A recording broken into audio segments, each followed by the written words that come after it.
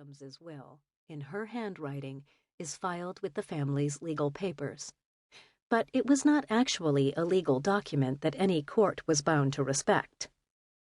Recognizing that hard truth, she did not begin it with the customary language about being of sound mind and body, instead writing, "I, Abigail Adams, wife to the Honorable John Adams of Quincy in the county of Norfolk, by and with his consent, do dispose of the following property." By and with his consent.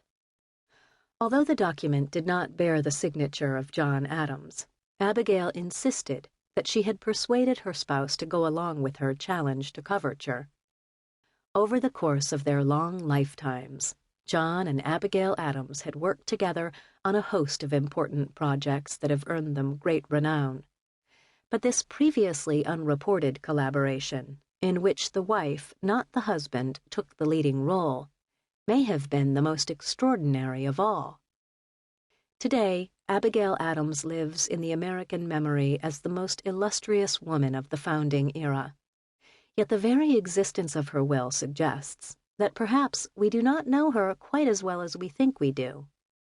What were the converging forces that prompted the wife of the second president to defy hundreds of years of statutes and legal precedents by writing a will?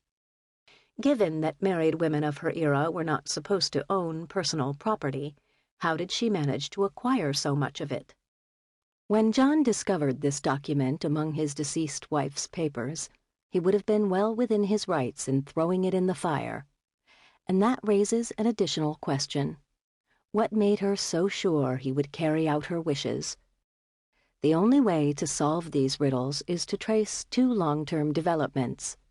The first is the evolution of Abigail Adams's personality across the span of more than 70 years of revolution, war, and social upheaval.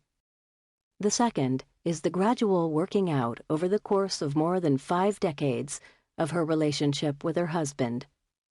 Abigail herself was never able to answer another question posed by her will, namely, did John in fact carry out her instructions?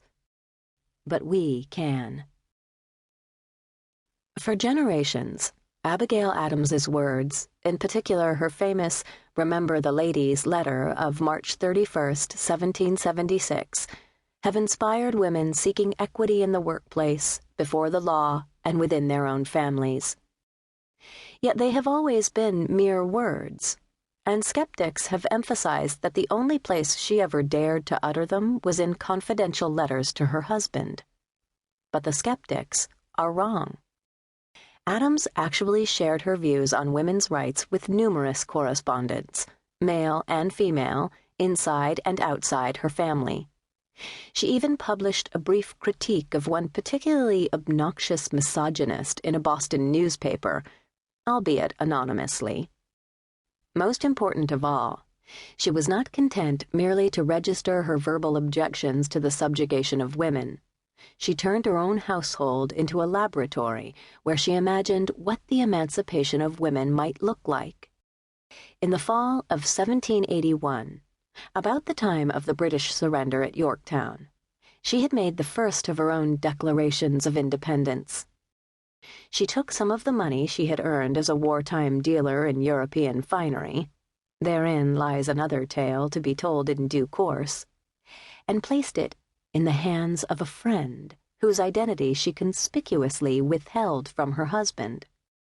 Later, she invested this money, which I call mine, in ways that John considered unsavory.